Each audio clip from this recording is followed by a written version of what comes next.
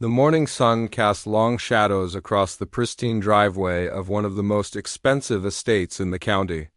Behind the tall iron gate stood a mansion that could easily house 50 families, complete with manicured gardens that cost more to maintain each month than most people earned in a year.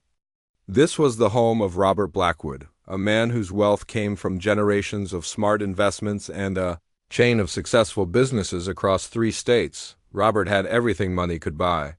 Fast cars filled his garage, artwork worth millions decorated his walls, and his private stable housed some of the finest thoroughbred horses in the region. But there was one problem that had been eating away at his perfect world for months now, and that problem had 4 legs, a nasty temper, and had already cost him more money than he cared to think about. On this particular Tuesday morning, Robert was standing in his study, staring out at the stable complex in the distance. His jaw was tight with frustration as he thought about the beast that lived in stall number 7. Thunder, they called him. What a joke that name had turned out to be. The only thing thunderous about that horse was the sound of destruction he left in his wake. Robert had bought Thunder 18 months ago for $250,000. The horse came with impressive bloodlines, papers that traced back to some of the greatest racehorses in history, and promises from the seller that this animal would be the crown jewel of his collection. Instead, Thunder had become his biggest nightmare. The horse had injured 3 different trainers, destroyed thousands of dollars worth of equipment, and had turned Robert's peaceful stable into a war zone. Just last week, Thunder had kicked through his stall door, requiring expensive repairs and causing 2 other horses to panic and injure themselves. The veterinary bills alone were climbing towards 6 figures, and Robert was running out of trainers willing to work with the animal. He had tried everything. The best horse trainers money could hire, special equipment, different feeding programs, even bringing in an animal psychologist from Europe. Nothing worked. Thunder remained as wild and dangerous as the day he arrived. Robert was beginning to think the horse was simply born mean, a genetic defect that no amount of money or expertise could fix. As Robert stood there, lost in his thoughts about what to do with his problem horse, he noticed movement near the front gate. A man was sitting on the ground outside the entrance, leaning against the stone pillar that held the intercom system. Even from this distance, Robert could tell the man looked rough around the edges. Walking closer to the window, Robert got a better look at the stranger. The man appeared to be in his 30s, wearing faded jeans with holes in the knees and a military-style jacket that had seen better days. His hair was longer than regulation length, and he had the kind of beard that suggested he hadn't had access to a proper razor in weeks. A worn backpack sat beside him, apparently containing everything he owned in the world. Robert's first instinct was to call security. He paid good money to keep people like this away from his property. But something made him pause. Maybe it was the way the man sat with perfect posture despite his obvious circumstances, or the careful way he had positioned himself to not block the gate or cause any real trouble. There was a dignity about him that seemed at odds with his appearance. Curiosity getting the better of him, Robert decided to walk down to the gate himself. As he approached, he could see that the man was indeed a veteran. The jacket bore the unmistakable patches and insignia of military service, and there was something about the way he carried himself that spoke of discipline and training that never quite leaves a soldier, even in the worst of circumstances. The veteran looked up as Robert approached, and their eyes met through the iron bars of the gate.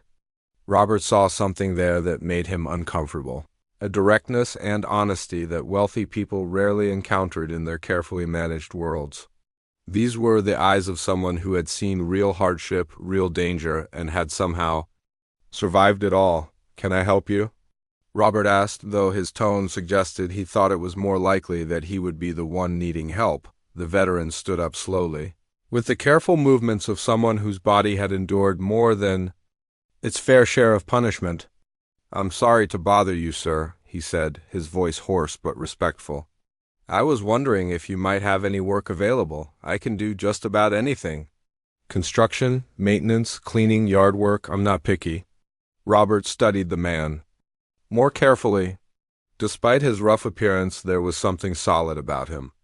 His speech was clear and intelligent, his manner respectful without being servile. This wasn't someone who had always lived on the streets. This was someone who had fallen on hard times, probably recently. "What's your background?" Robert asked, though he was already pretty sure he knew the answer.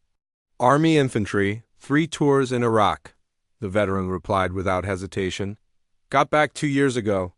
Had a good job for a while, working construction, but—" He trailed off, and Robert could fill in the blanks. So many veterans struggled with the transition back to civilian life. The statistics were depressing, and apparently, he was looking at another one of those statistics right now. Robert found himself in an unusual position. Normally, he would have simply said no and walked away. He had enough problems of his own, without taking on someone else's troubles. But something about this situation sparked an idea in his mind. A cruel idea, perhaps, but one that could solve 2 problems at once. "What do you know about horses?" Robert asked suddenly. The veteran's face brightened slightly. "Grew up on my grandfather's ranch in Texas. Worked with horses my whole childhood. Haven't been around them much since I enlisted, but I remember." Enough. Perfect, Robert thought. This was exactly what he had been hoping to hear. "I'll tell you what," Robert said, his mind already working through the details of his plan. "I have a horse that needs someone to take care of him. He's got some behavioral issues. Previous trainers haven't had much luck with him. But if you think you can handle him, I'll make you a deal." The veteran's eyes showed interest, but also caution. He had learned to be suspicious of deals that sounded too good to be true. "What kind of deal?" he asked. Robert smiled, but there was something cold about it. "You can have the horse, free and clear. Full ownership, papers and all. The only condition is that you have to take him today, and once he's yours, he's your responsibility completely." The veteran stared at Robert for a long moment, clearly trying to figure out what the catch was. "Why would you give away a horse for free?" Robert shrugged, as if the decision was of no real importance to him. "Let's just say he's more trouble than he's worth. I'd rather see him go to someone who might appreciate him than continue dealing with the headaches he causes around here." What Robert didn't mention was that he would gladly pay someone to take Thunder off his hands. The horse was costing him a fortune and had become a liability that his insurance company was starting to ask uncomfortable questions about. If this homeless veteran wanted to take on that burden, Robert was more than happy to let him. The veteran considered the offer carefully. He clearly understood that there had to be more to the story, but he was also in no position to be choosy about opportunities. "Can I see the horse first?" Robert's smile widened. "Of course. Follow me." Robert's eyebrows shot up in surprise. He had expected the veteran to take one look at Thunder and walk away like any sensible person would. The fact that this homeless man was actually willing to take on his problem horse was almost too good to be true. Robert had to resist the urge to immediately shake hands on the deal before the veteran could change his mind. "Are you absolutely certain about this?" Robert asked, though his tone suggested he really hoped the answer would remain. "Yes. Once we load him in the trailer and he leaves my property, he becomes your responsibility completely. No returns, no refunds, no comebacks if things go wrong."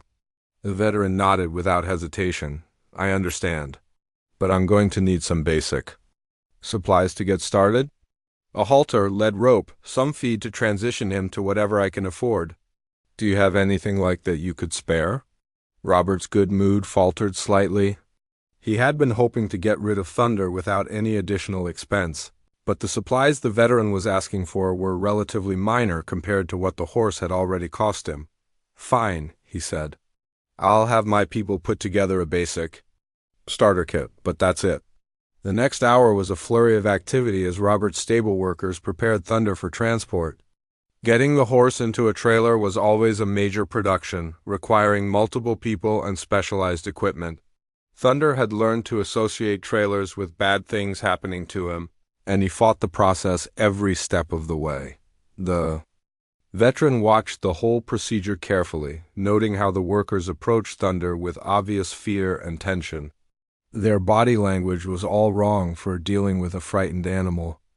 They moved with quick, nervous gestures that only made Thunder more agitated. It was like watching people try to defuse a bomb while shaking with anxiety. "He can sense your fear," the veteran said quietly to one of the workers who was struggling with the lead rope. "Try moving slower, breathing deeper. Let him know you're not a threat." The worker looked at him like he was crazy. "Easy for you to say. You haven't been kicked by this monster." Monster. The veteran winced at the word. He had been called worse things himself, usually by people who didn't understand what war could do to a person's mind. It wasn't fair when people used that word about him, and it wasn't fair when they used it about Thunder either. Eventually, through a combination of patience and determination, they managed to get Thunder loaded into the trailer. The horse stood inside the metal container like a caged hurricane, his whole body radiating tension and barely controlled energy.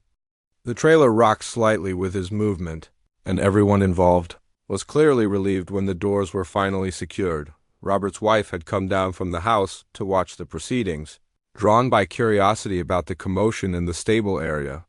She was an elegant woman in her 50s, dressed in clothes that probably cost more than most people's monthly rent. Her expression was a mixture of confusion and concern as she watched her husband hand over ownership papers to a homeless veteran. "Darling," she said, approaching Robert with carefully measured steps, "are you absolutely sure about this? That horse is worth a considerable amount of money, at least on paper." Robert put his arm around her shoulders, his expression smug with satisfaction. "Trust me, Linda, I know exactly what I'm doing. Thunder might have expensive bloodlines, but he's completely worthless as long as he can't be trained or handled safely. I'm actually doing us a favor by getting rid of him." Linda didn't look entirely convinced, but she had learned over the years to trust her husband's business instincts. If Robert said the horse was worthless, then it probably was. Still, something about the whole situation felt wrong to her. The veteran seemed like a decent person who was about to take on a problem that could very well get him killed. The veteran was busy checking the trailer one more time, making sure Thunder was as comfortable as possible for the journey ahead. He had already decided where he was going to take the horse. There was an old barn on the outskirts of town that had been abandoned for years. The owner was an elderly farmer who had offered to rent it cheap to anyone willing to fix it up a bit. It wasn't much, but it would provide shelter and space for Thunder to decompress. "The papers are all in order," Robert said, handing over a thick folder containing Thunder's registration documents, medical records, and ownership transfer forms. "Everything you need is in there. His bloodlines go back to some of the most famous racehorses in history, for whatever that's worth." The veteran accepted the folder with something approaching reverence. He had never owned anything of real value in his life, and here he was being handed papers that represented a horse worth more money than he had ever dreamed of having. It felt surreal, like he was living in someone else's life. Robert's stable manager, an experienced horseman named Tom, who had worked with thoroughbreds for over 30 years, approached the veteran with obvious reluctance. "Sir, I feel like I need to tell you something before you leave. That horse isn't just difficult. He's genuinely dangerous. In my professional opinion, he's been traumatized by something, but we've never been able to figure out what. Maybe he was abused before Mr. Robert bought him, or maybe something happened during training. Either way, he's unpredictable." The veteran listened carefully to Tom's warning. He could tell that the stable manager was a good man who genuinely cared about the welfare of both horses and people. "I appreciate you telling me that," the veteran said. "But I think maybe Thunder and I understand each other better than most people might expect." Tom studied the veteran's face for a moment, seeing something there that made him nod slowly. "You might be right about that. If anyone can help that horse, it might be someone who knows what it's like to feel like the world is against you." As the veteran climbed into the cab of the borrowed truck that would pull Thunder's trailer, Robert felt a surge of satisfaction wash over him. In one brilliant move, he had solved his biggest problem and gotten rid of a potential liability. Thunder was no longer his responsibility, and if the horse injured or killed this homeless veteran, well, that wasn't Robert's problem anymore. the truck's engine rumbled to life, and the veteran began the slow drive away from Robert's estate. In the side mirror, he could see Robert and Linda standing in their driveway, watching him leave. Robert looked pleased with himself, like a man who had just pulled off a particularly clever business deal. Linda still looked worried, but she was already turning away, apparently ready to put the whole episode behind her. As they drove through the expensive neighborhood surrounding Robert's estate, the veteran couldn't help but think about the contrast between his old life and this moment. A year ago, he had been living in a decent apartment, working a steady job, and trying to build something resembling a normal life after his military service. Now he was homeless, unemployed, and driving away with a horse that everyone said was hopeless. But for the first time in months, he felt something that had been missing from his life for far too long. He felt hope. The drive to the old barn took nearly an hour, and every minute of it was tense. Thunder moved restlessly in the trailer, his hooves creating a constant rhythm against the metal floor. Every bump in the road, every sudden turn, every noise from passing traffic seemed to set him off even more. The veteran could feel the trailer swaying behind him as the massive horse shifted his weight, and he found himself gripping the steering wheel tighter than necessary. When they finally pulled up to the abandoned barn, the veteran sat in the truck. For a moment, just taking in what he had gotten himself into. The building was worse than he remembered from his previous visit. The red paint was peeling, several boards were missing from the sides, and the roof had a few questionable spots. That would probably leak when it rained. But it was shelter and it was affordable.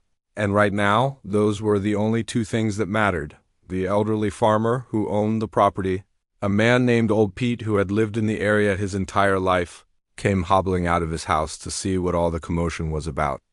Pete had to be pushing 80 years old, but he still had the sharp eyes and steady hands of someone who had spent his life working with animals. "Well, I'll be," Pete said, looking at the expensive horse trailer hooked to the veteran's borrowed truck. "You weren't kidding when you said you had a horse coming. What kind of animal needs a trailer that fancy?" "The kind that's going to be more trouble than he's worth, according to his previous owner," the veteran replied, climbing down from the truck cab. "But sometimes the most difficult animals just need someone who understands what they're going through." Pete nodded knowingly. He had seen plenty of horses over the years, and he had learned that the ones with the biggest problems usually had the biggest potential too. "You need help getting him out of there?" The veteran appreciated the offer, but he could see that Pete's best days of handling difficult horses were behind him. "I think I'd better do this alone. This one's got some trust issues, and too many people around might make him even more nervous." Getting Thunder out of the trailer was just as challenging as getting him in had been. The horse had worked himself into such a state during the drive that he was practically vibrating with tension. When the veteran opened the trailer doors, Thunder's eyes were wild, and sweat had darkened his coat despite the cool morning air. "Easy, big guy," the veteran said softly, making no sudden movements. "I know this is scary. Everything's been scary for you lately, hasn't it? But we're going to figure this out together." Thunder's ears flicked toward the sound of the veteran's voice, but his body remained coiled like a spring ready to explode. The veteran had seen that exact same look in the mirror during his worst days after coming home from deployment. It was the look of someone who had been pushed beyond their breaking point and was just waiting for the next bad thing to happen. Moving slowly and deliberately, the veteran managed to back Thunder out of the trailer. The horse immediately spun in a circle, looking for threats, looking for escape routes, looking for anything that might hurt him. His nostrils flared as he took in all the new scents, and his muscles bunched under his coat as if he was ready to bolt at any second. The barn itself was bigger than it had looked from the outside, with 3 large stalls and a central area that could serve as a workspace. The previous owner had apparently raised draft horses because everything was built on a substantial scale.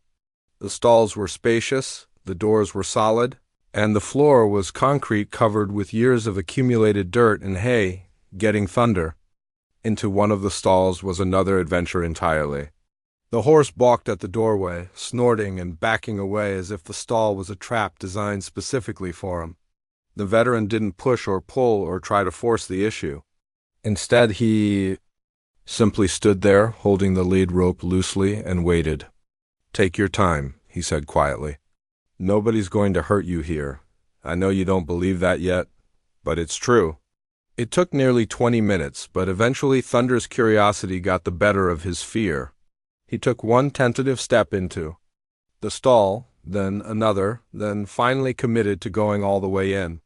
The veteran quickly but calmly secured the stall door, making sure Thunder had plenty of room to move around without feeling trapped. Old Pete had been watching the whole process from a respectful distance, and he approached the veteran with obvious admiration. "Son, I've been around horses my whole life, and I've never seen anyone handle a spooked animal quite like that." "You've got a gift?" The veteran shook his head. "It's not a gift. It's just understanding what it feels like to be scared and angry and not know who to trust." That first night was rough for both of them. Thunder paced his stall constantly, occasionally kicking the walls or striking the door with his hooves. The veteran set up a sleeping bag in the barn's main area, partly to keep an eye on his new horse and partly because he didn't have anywhere else to go anyway. Every time Thunder made a noise, the veteran would get up and walk over to the stall. He didn't go inside, didn't try to touch the horse, didn't even turn on the lights. He would just stand there in the darkness and talk softly about whatever came to mind. Sometimes he talked about his grandfather's ranch, sometimes about his time in the army, sometimes about how hard it had been to come home and try to fit back into a world that seemed to have moved on without him. "You know what the hardest part is?" he said during one of these midnight conversations. "It's when people look at you like you're broken, like you're dangerous, like you're something to be afraid of instead of someone who just needs a little understanding." Thunder gradually stopped pacing when the veteran talked to him. He would stand at the front of his stall, ears forward, listening to the sound of a human voice that didn't carry threats or demands or frustration. It was just a voice in the darkness, sharing stories and offering companionship to another lost soul. The veteran had brought enough feed from Robert's stable to last for a few days, but he knew he was going to have to figure out a long-term solution soon. His savings were almost gone and horse feed wasn't cheap. But he had faced worse problems than this in his life, and he was determined to make it work somehow. During the day, he would sit outside Thunder's stall and just observe. He watched how the horse moved, how he reacted to different sounds, how he held his body when he was relaxed versus when he was stressed. What he saw confirmed what he had suspected from the beginning. This wasn't a mean horse. This was a traumatized horse. Thunder had all the classic signs. The hypervigilance, the explosive reactions to unexpected stimuli, the constant state of readiness for fight or flight. The veteran recognized these symptoms because he lived with them himself. The nightmares, the jumpiness, the feeling that danger was always just around the corner. It was like looking at a four-legged version of his own struggles. "We're more alike than anyone realizes, aren't we, boy?" The veteran said on the third day, as Thunder finally began to show some interest in the hay he had been ignoring. "Everyone thinks we're dangerous, but really we're just tired. Tired of being afraid, tired of fighting, tired of not knowing who we can trust."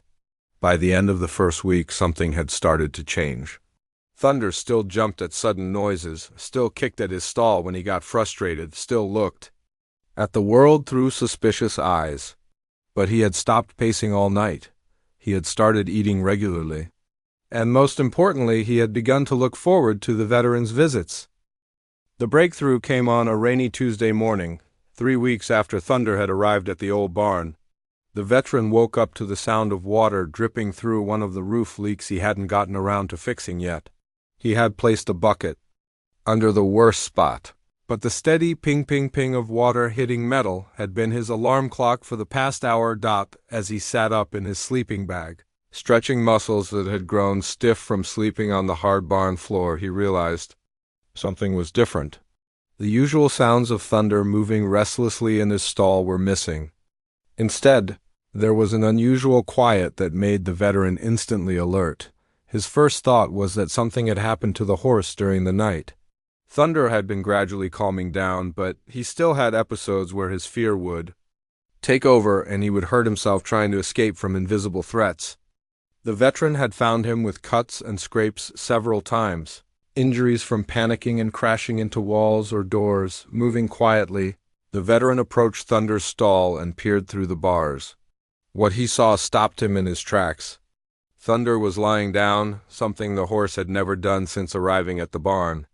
For horses, lying down is a sign of complete trust in their environment.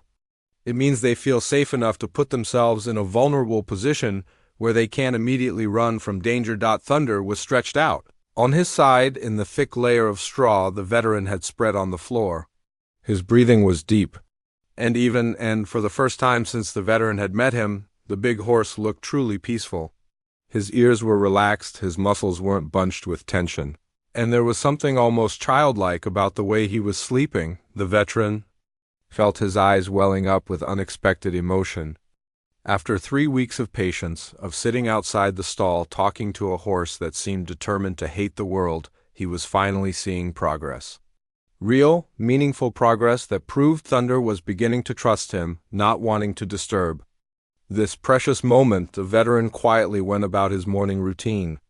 He had developed a system over the past few weeks that kept both him and Thunder as comfortable as possible.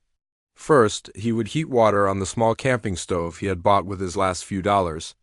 The warm water was for Thunder's morning feed, making the dry grain more appealing and easier to digest. While the water heated, the veteran would do his own morning exercises. Push-ups, sit-ups, stretching routines that helped keep his body functional despite sleeping on a barn floor. The physical activity also helped clear his mind and prepare him for another day of patient work with his troubled horse. Old Pete had been watching this routine develop over the past weeks, and he had started leaving small gifts by the barn door. Sometimes it was fresh eggs from his chickens, sometimes vegetables from his garden, occasionally a thermos of hot coffee that tasted like heaven on cold mornings. The old farmer never made a big deal about these offerings, but they meant more to the veteran than Pete probably realized. This morning, there was a note along with the usual thermos of coffee. "Saw you working with that horse yesterday," it read in Pete's shaky handwriting. "Haven't seen anything like it in 40 years of raising animals. Keep doing whatever you're doing." The veteran smiled as he read the note. He had been wondering if anyone else could see the progress he thought he was making, or if it was just wishful thinking on his part. Pete's words confirmed that Thunder really was changing. Slowly but surely, when Thunder finally woke up, he didn't immediately jump to his feet like he usually did. Instead, he lifted his head and looked around calmly, taking in his surroundings without the usual panic that had characterized his mornings. When he spotted the veteran sitting nearby, Thunder's ears came forward in what looked almost like a greeting. "Good morning to you too, big guy," the veteran said softly.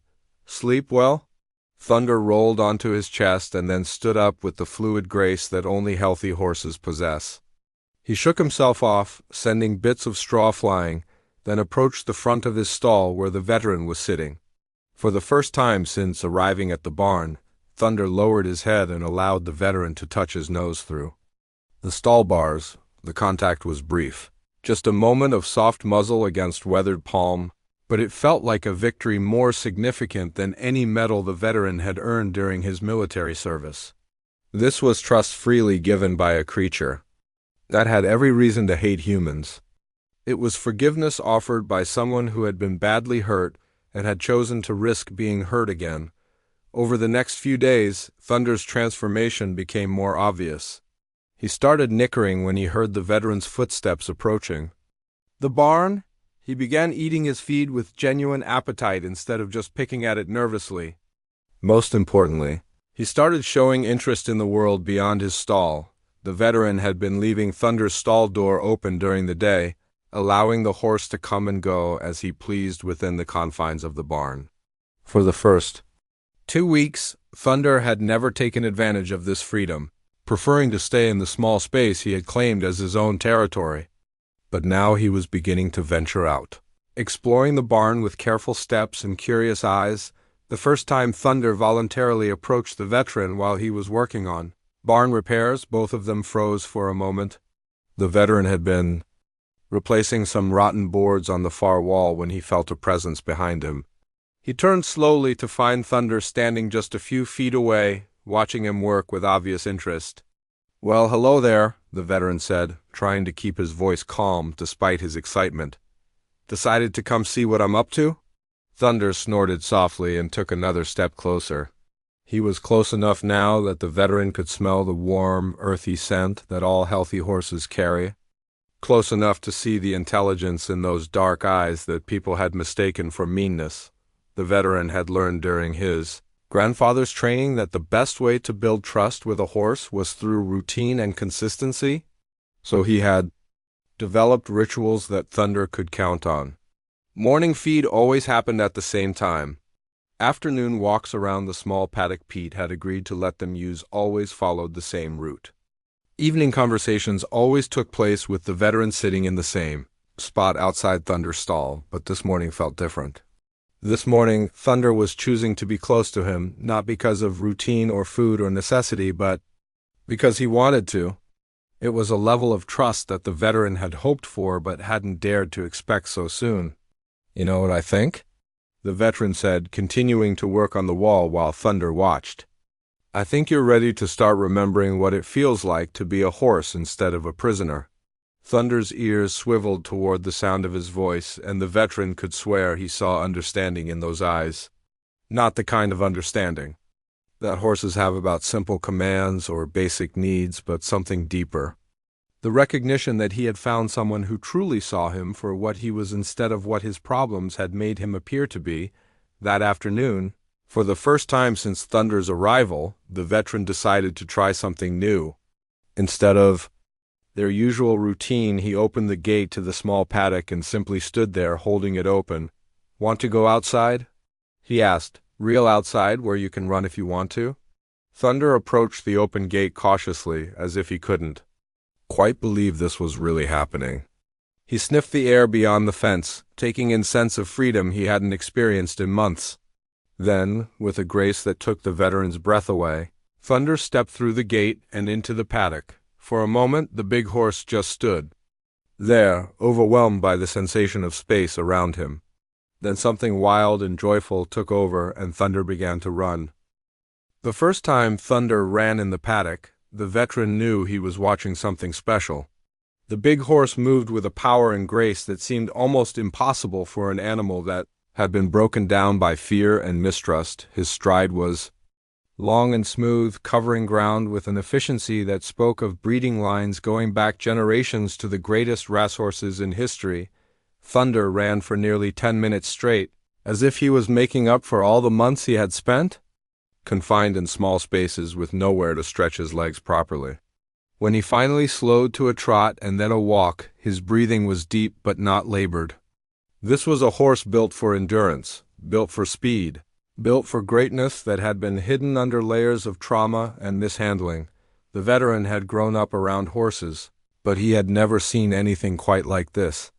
Even his grandfather's best animals, horses that had won county fair competitions and local races, hadn't moved with this kind of natural ability. Thunder wasn't just running.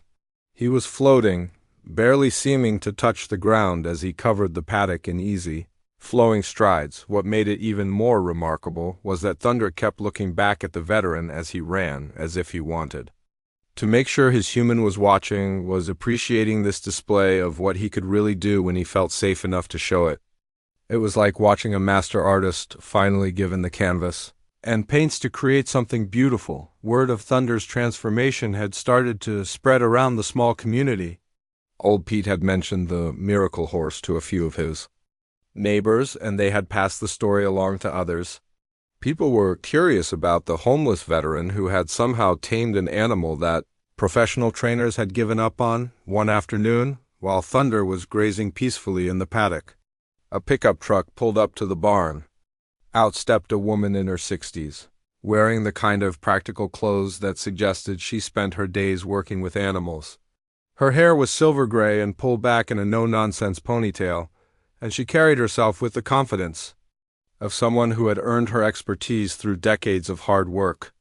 "You must be the young man everyone's talking about," she said, approaching the fence where the veteran was watching Thunder. "I'm Maria Santos." I used to train horses professionally before I retired. The veteran had heard Maria's name mentioned around town. She had been one of the most respected horse trainers in the region before stepping back from the business 5 years ago. Her horses had won dozens of races, and several had gone on to become successful breeding stock.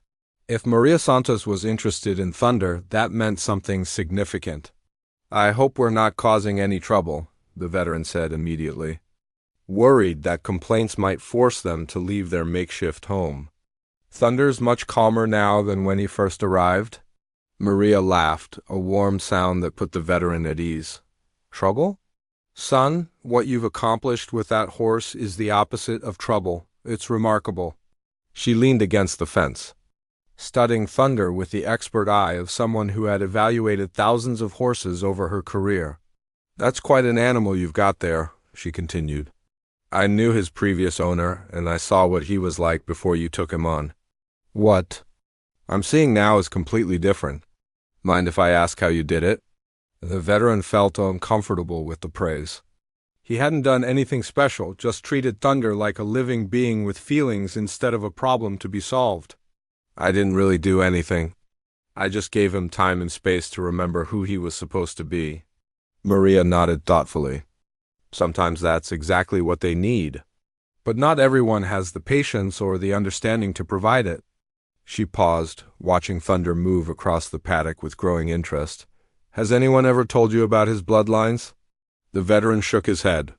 He had the registration papers Robert had given him, but he hadn't really understood their significance. To him, Thunder was just Thunder, regardless of who his parents or grandparents might have been. "That horse comes from some of the finest racing stock in the country," Maria explained. "His great-grandfather won the Kentucky Derby. His grandmother was a champion, Mare, who set 3 track records that still stand today. Thunder isn't just any horse. He's potentially a once-in-a-generation talent." The veteran looked at Thunder with new eyes, trying to reconcile this information with the broken, frightened animal he had first met in Robert's stable. If he's so special, why did his previous owner want to get rid of him? Maria's expression darkened slightly. "Because some people see dollar signs instead of living beings. They push too hard, too fast, and when the animal breaks down, they blame the horse instead of looking at their own methods. Thunder was probably started in training before he was emotionally ready, pushed beyond his limits, and then punished when he reacted like any intelligent creature would react to abuse." This explanation made perfect sense to the veteran. He had seen the same thing happen to soldiers who were pushed too hard, too fast, without proper support. The strong ones didn't break completely. They just built walls to protect themselves. Thunder had built those same kinds of walls. "The question now," Maria continued, "is what do you want to do with him? Because if you're interested, I think Thunder could be competitive again. Not just locally, but at a serious level." The idea was almost overwhelming. The veteran had been focused on day-to-day survival, on helping Thunder heal from his trauma, on finding enough money for feed and basic care. The possibility that Thunder might actually be valuable, might have a future beyond just being a companion animal, had never seriously crossed his mind. "I don't know anything about professional racing," the veteran admitted. "And I don't have the money for that kind of training or care." Maria smiled. "Money isn't always the most important thing in horse training. Heart matters more, and you've clearly got that. As for experience that can be taught, I've been getting bored in retirement anyway. Maybe it's time I took on one more project." Over the next few days, Maria started coming by the barn regularly. She brought books about horse training, videos of famous races, and most importantly, a lifetime of knowledge about how to develop a horse's natural abilities without breaking their spirit. She watched Thunder move, studied his conformation, and tested his reactions to different situations. "He's got speed, obviously," she told the veteran after one of these evaluation sessions. "But more than that, he's got intelligence and heart. Look at how he watches you, how he tries to understand what you want from him.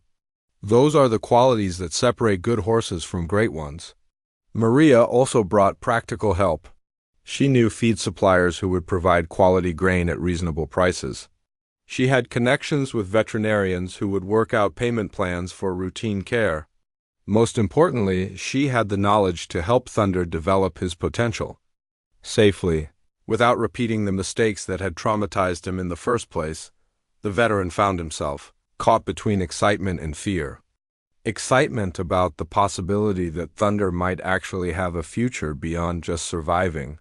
Fear that pushing Thunder toward competition might undo all the progress they had made in building trust and healing trauma. What if we try and he breaks down again? The veteran asked Maria during one of their planning sessions. What if the pressure is too much for him?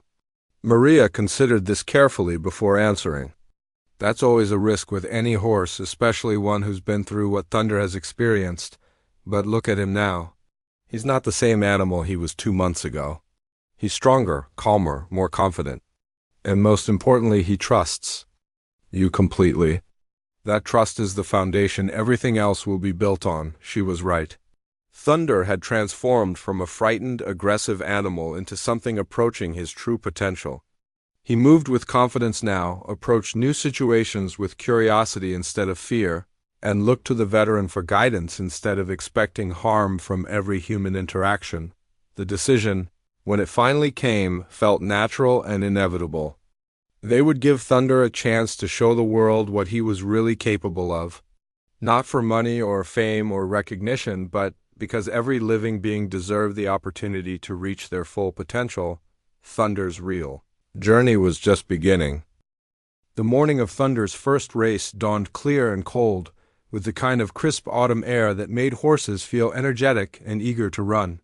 The veteran had barely slept the night before, not because he was nervous about the competition, but because he was worried about how Thunder would handle being around so many people and horses again. After months of quiet recovery, Maria had chosen this particular race carefully. It was a local event at a small track about an hour's drive from their barn. Nothing too prestigious or overwhelming for Thunder's return to competition. The purse wasn't huge, but it would be enough to cover their expenses for several months if Thunder placed well. More importantly, it would be a test to see if all their careful work had truly healed the damage that had been done to Thunder's spirit. Getting Thunder ready that morning felt like preparing for the most important exam of their lives.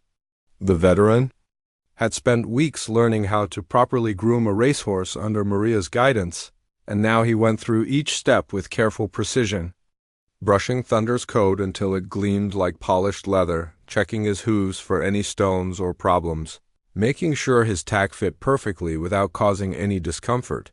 Thunder seemed to sense that something special was happening. He stood perfectly still during the grooming process, but his ears were constantly moving, picking up every sound from the direction of the horse trailer that would take them to the track. There was an alertness about him that the veteran had never seen before.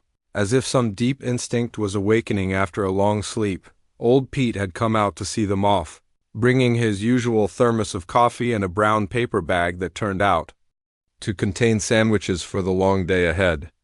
Been watching horse races for 60 years, he told the veteran as they loaded Thunder into the trailer. Never seen an animal with more natural ability than that one? You two are going to surprise some people today. The drive to the track was tense but manageable. Thunder traveled much better now than he had during that first frightening journey from Robert's estate to their barn. He still moved around in the trailer, but it was the restless energy of anticipation rather than the panic-driven thrashing of a traumatized animal when they arrived at the track. The veteran's first impression was of controlled chaos. Horses and trainers everywhere, people shouting instructions, vehicles moving equipment and supplies, the smell of hay and leather and horse sweat mixing with exhaust fumes and fried food from the concession stands. It was exactly the kind of overwhelming environment that would have sent the old Thunder into a complete meltdown. But this Thunder was different. As they unloaded him from the trailer, he looked around with interest rather than fear. His head was high and his ears were forward, taking in all the new sights and sounds with the curiosity of an intelligent animal rather than the terror of a broken one. Several other horse owners and trainers stopped what they were doing to watch Thunder being led toward the stable area. Word had spread through the small racing community about the problem horse, that had supposedly been transformed by a homeless veteran, and people were curious to see if the stories were true. "Is that really the horse that used to belong to Robert Blackwood?" asked a trainer whose own horses were stabled nearby. "I heard he was completely unmanageable." Maria smiled as she helped the veteran settle Thunder into a temporary stall. "He had some issues in his previous situation," she said diplomatically. "But sometimes a change of scenery and training methods can work wonders." The veteran could see other trainers and jockeys looking at Thunder with mixtures of skepticism and interest. Some of them remembered the horse from his previous racing attempts, which had ended in disaster when Thunder refused to cooperate with his handlers. Others had heard the stories about his aggressive behavior and were clearly wondering if bringing such an unpredictable animal to a public event was wise. But as the morning progressed and Thunder remained calm and cooperative, the skepticism began to change to curiosity. This was clearly not the same horse that had terrorized Robert's stable and injured multiple trainers. This animal was alert but relaxed, powerful but controlled, ready to run but willing to wait for the right moment. The race itself was scheduled for mid-afternoon, giving Thunder time to adjust to his surroundings and get comfortable with the environment. The veteran spent most of that time simply staying close to Thunder, talking to him in the same quiet voice that had helped them build their relationship over the past months. "Remember, boy," he said, brushing Thunder's neck with gentle strokes, "this is supposed to be fun. This is what you were born to do. Just run like you do in the paddock at home, and everything else will take care of itself."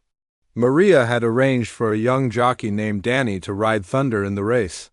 Danny was experienced but not overly ambitious, the kind of rider who would let Thunder find his own rhythm rather than trying to force him into a predetermined race strategy. When Danny met Thunder for the first time, the connection was immediate and obvious. "He's got kind eyes," Danny said, allowing Thunder to sniff his hand before gently stroking the horse's muzzle. "You can tell a lot about a horse from their eyes. And this one's got intelligence and heart. That's a winning combination if I've ever seen one." As the time for the race approached, the veteran felt his nervousness increasing while Thunder seemed to become calmer and more focused. It was as if the horse understood that this was his moment, his chance to show the world what he was really capable of when he was treated with respect and understanding instead of fear and dominance. The other horses in the race were mostly local competitors, experienced animals with good but not exceptional records. On paper, Thunder should have been one of the favorites based on his bloodlines alone, but his recent history of problems made him a long shot in the betting. Most people expected him to either refuse to run or cause some kind of disruption that would ruin the race for everyone. When the time came to lead Thunder to the starting gate, the veteran walked alongside him, maintaining the calm, steady presence that had become Thunder's anchor in stressful situations. "This is it, big guy," he whispered. "Time to show them who you really are." Thunder entered the starting gate without hesitation, standing quietly while the other horses were loaded around him. Some of the animals were dancing with nervous energy. Others were fighting their handlers, but Thunder simply waited with the patience of a professional who knew his job and was ready to do it. The starting bell rang, and Thunder broke from the gate with explosive power that took everyone by surprise. He didn't fight for position or waste energy in the early stages of the race. Instead, he settled into a smooth, ground-covering stride that kept him in the middle of the pack while he assessed the competition and waited for his moment. Coming around the final turn, Danny could feel Thunder gathering himself for his finishing kick. The horse's stride lengthened effortlessly, and suddenly they were flying past the other horses as if they were standing still. Thunder crossed the finish line 3 lengths ahead of the second-place horse, and the crowd erupted in surprised cheers. The veteran felt tears streaming down his face as he watched Thunder gallop out past the finish line, head high in ears. Forward, looking like the champion he had always been meant to be. This wasn't just a horse race victory. This was proof that healing was possible, that second chances could lead to greatness, and that sometimes the most broken things could become the most beautiful. The phone call started the next morning. Word of Thunder's dominant victory had spread through the racing community faster than anyone could have imagined, and suddenly everyone wanted to know more about the horse that had come from nowhere. To win by 3 lengths, against experienced competition, the veteran woke up in his sleeping bag to the sound of his old cell phone buzzing constantly. He had bought the cheapest plan possible months ago, mainly to have something for emergencies, and now it seemed like half the horse racing world was trying to reach him. Maria arrived at the barn early, carrying a stack of newspapers from 3 different towns, all featuring stories about Thunder's remarkable comeback. "Look at this," she said, spreading the papers out on an overturned feed bucket. Front page of the sports section in 2 of them, and a full feature story in the 3rd. "They're calling it the feel-good story of the year." The veteran stared at the headlines in disbelief. "Miracle Horse returns to glory," read one. "From homeless to champions," announced another. There were photos of Thunder crossing the finish line, images of the veteran leading him to the winner's circle, and quotes from amazed spectators who had witnessed the transformation. But more than the newspaper coverage, it was the phone calls that really showed how much everything had changed. Trainers were calling to ask about his methods. Other horse owners wanted to know if he would consider working with their problem animals. Racing officials were inquiring about Thunder's availability for bigger, more prestigious races. The prize money from the first race had been enough to cover their basic expenses for several months, but more importantly, it had opened doors that the veteran never could have imagined. Within a week, they had invitations to 3 different racing events, each offering larger purses and better competition than the small local track where Thunder had made his comeback. Maria helped him sort through the opportunities, using her decades of experience to identify which races would be good stepping stones for Thunder's continued development and which ones might be too much too soon. "We need to be smart about this," she explained. "Thunder's confidence is still building, and we don't want to put him in a situation where he might get discouraged." The second race was at a track 2 states away, with competition that included several horses that had won at major racing venues. The purse was 10 times larger than Thunder's first race, and the media attention was significantly more intense. Local television stations wanted interviews, racing magazines sent photographers, and the betting public was starting to take notice of the unlikely partnership between a homeless veteran and a formerly unmanageable horse. Thunder seemed to thrive on the attention. Where once he had been terrified of crowds and loud noises, now he appeared to enjoy being the center of attention. He would prick his ears forward when cameras were pointed at him, stand perfectly still for photographs, and interact with spectators with the confidence of an animal who knew he was something special. The veteran, on the other hand, found the media attention overwhelming. He had spent months living in relative isolation, focused entirely on helping Thunder heal and rebuild his confidence. Suddenly being thrust into the spotlight, answering questions about his training methods and his own background, felt surreal and uncomfortable. "How did you know this horse had so much potential?" asked a reporter from a racing magazine, her camera crew recording every word for their television program. The veteran thought carefully before answering. "I didn't know anything about his potential when I first met him.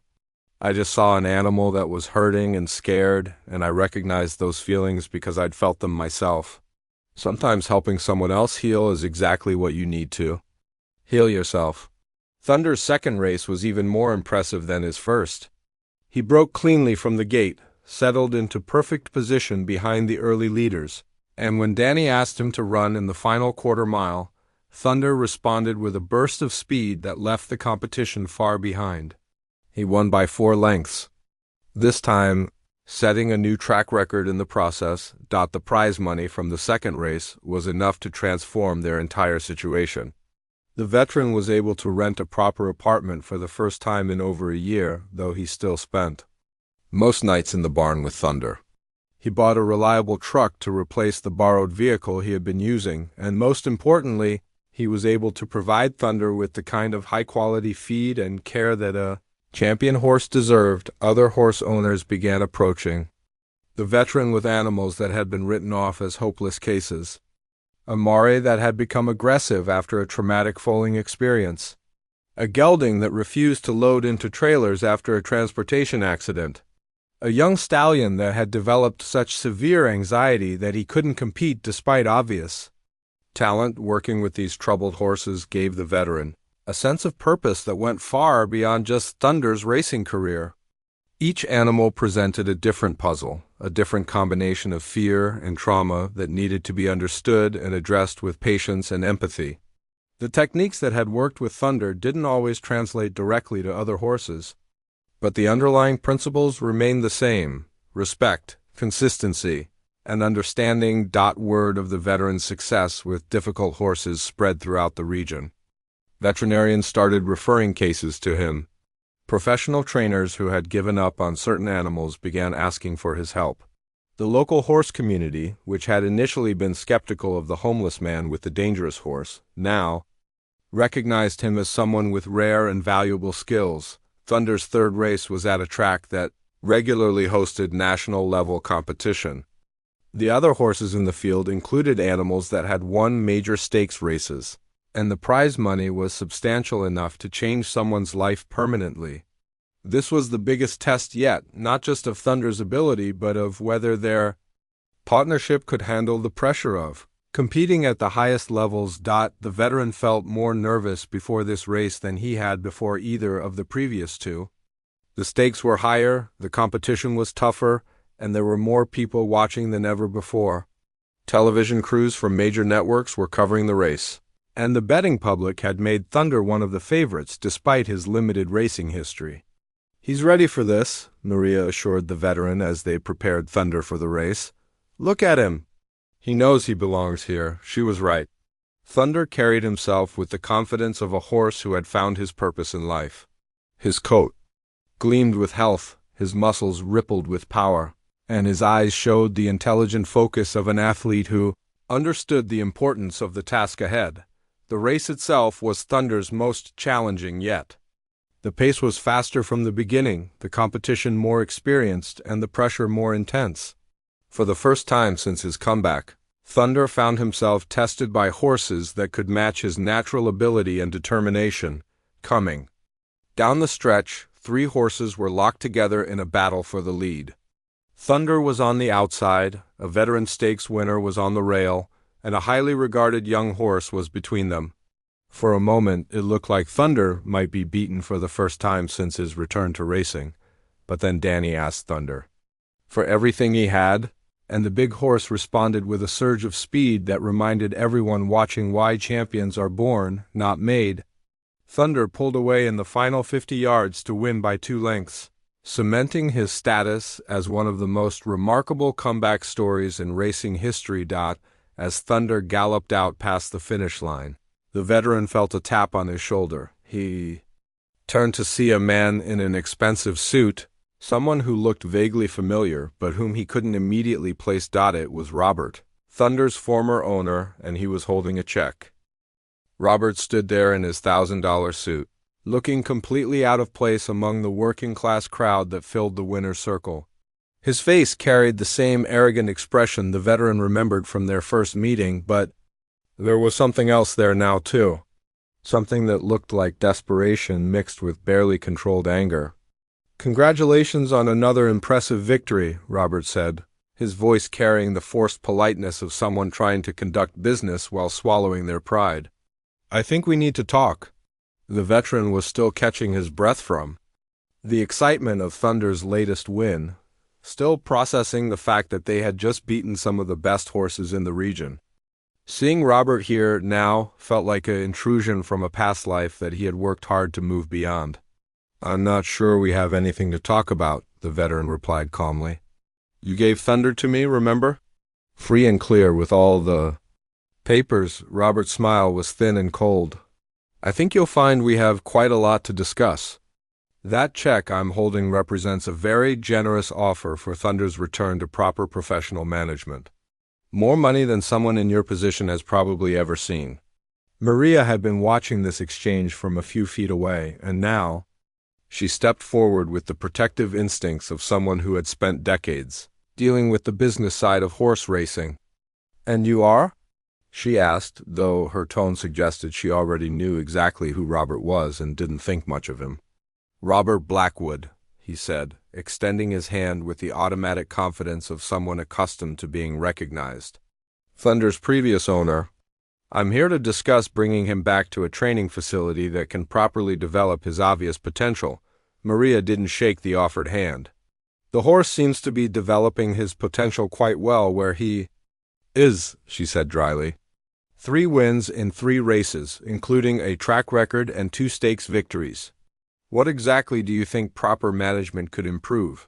Robert's composure cracked slightly. "Look, I'll be direct. That horse is worth millions now. Millions in prize money, millions more in breeding rights when he retires.